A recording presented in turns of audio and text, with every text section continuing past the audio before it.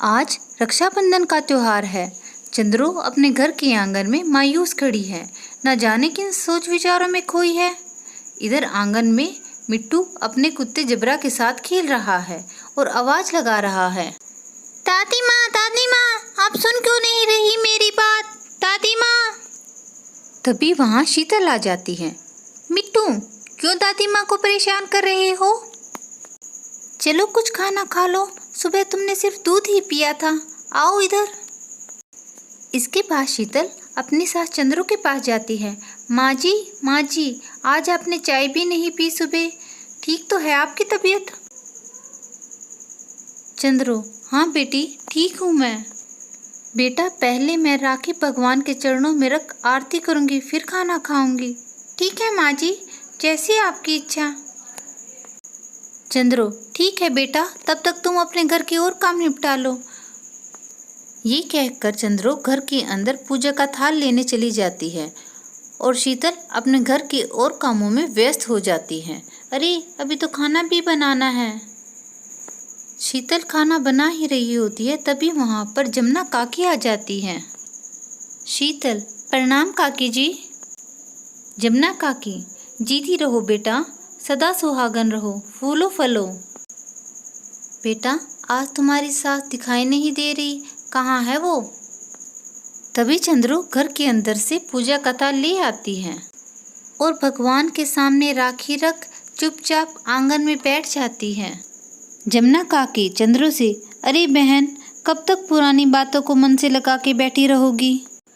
5 साल हो गए भाई से झगड़ा हुए, तुम भाई को माफ़ क्यों नहीं कर देती? ऐसे ही हर साल राखी बनाती हो तुम, आखिर तुम बड़ी हो उससे। चंद्रो भावुक हो जाती है और इधर चंद्रो का भाई चंदू जंगल के रास्ते से अपने बहन के घर आ रहा है। अरे, बारिश की वजह से कितना पानी भरा है खेतों में, मेरे तो सारे कपड़े मिट्टी में हो गए। इस नहर में हाथ पैर धो लेता हूँ, फिर चलता हूँ दीदी के घर। 5 साल हो गए दीदी से मिले। आज दीदी की बहुत याद आ रही थी। याद तो काफ़ी दिनों से ही आ रही थी, लेकिन डर था कभी दीदी गुस्सा ना हो जाए। पर मैं छोटा हूँ, मुझे ही अपनी गलती माननी चाहिए। बड़ी हैं वो मुझसे, बहुत प्यार करती हैं। बचपन में हमारा कितना झगड़ा होता था, लेकिन दीदी की शादी के बाद कभी मेरा मन नहीं लगा घर पर। चंद्रो, दीदी की शादी के बाद घर सूना ही हो गया था।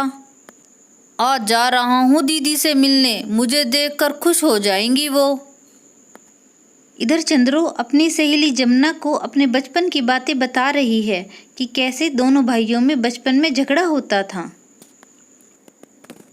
चंद्रो से, सुनो, देखो अब मैं बड़ा हो गया हूँ, जैसे बापूजी को तुम पानी खाना देती हो, मुझे भी दिया करो।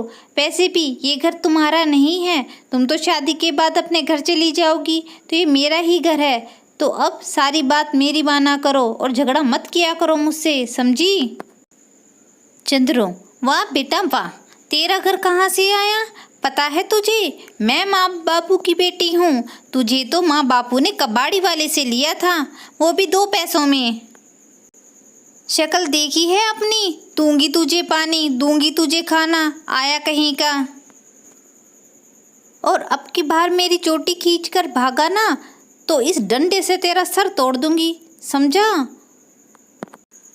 डंडे को देख चंदू तेजी से भाग जाता है। माफ़ करना दीदी, माफ़ करना, मैं तो मजाक कर रहा था। चंदू चंद्रो के घर पहुंच जाता है। बहना, अरे ओ बहना, कहाँ हो तुम? अपने घर में अजनबी इंसान को देख जबरा उस पर टूट पड़ता है। भौ भौ भौ भौ भौ भौ। अपने कुत्ते जबरा की आवाज़ सुनकर मिट्टू घर के बाहर आता है। जबरा, क्या हुआ है तुझे, क्यों भौंक रहा है? मिट्टू, धन्य बाग हमारे, जो जग्गा डाकू हमारे घर पधारे। मिट्टू चंदू को जग्गा डाकू समझ लेता है। तभी वहाँ शीतल आ जाती है। मामा जी, प्रणाम मामा जी। शीतल भागकर अपनी सासू माँ के पास जाती है। माँ जी, आप उदास ना होइए, देखिए मामा जी आए हैं। चंदू चंद्रो से, बहन माफ़ कर दो मुझे, गलती मेरी ही थी। 5 सालों तक मैं राखी पर नहीं आया, माफ़ कर दो मुझे इसके लिए। मुझे ही समझना चाहिए था, मेरी बहन जबान की कड़वी है लेकिन दिल की बहुत अच्छी है, इतनी भी बुरी नहीं है वो। बहन माफ कर दो मुझे, छोटा भाई हूँ मैं तुम्हारा। चंद्रू, नालायक, तारीफ कर रहा है या बुराई मेरी? अब भी झगड़ा करने ही आया है क्या तू? सोच कितना बुरा लगता होगा मुझे, एक भाई है और वो भी राखी पर ना आए मेरे पास। क्या गुजरती होगी बहन पर, सोचा है कभी? चंदू, तू बचपन से ही बहुत जिद्दी है, तुझे पहले आना चाहिए था। कितना इंतजार कराया तूने। मैं हर साल तेरे नाम की राखी भगवान के आगे रख देती थी और तेरी लंबी उम्र की कामना करती थी। चंदू बहन, अब तो मैं आ गया हूँ, मुझे ही राखी बांध दो और माफ कर दो अपने छोटे भाई को। चंदू की बातें सुनकर चंद्रू रोने लगती है। चंद्रू, कोई बात नहीं भाई, भाई बहनों में तो झगड़ा होता रहता है। दोनों भाई बहन बहुत खुश हैं। तभी वहाँ मिट्टू आ जाता है। दादाजी, माफ़ कर दीजिए मुझे, मैंने आपको चक्का डाकू समझा।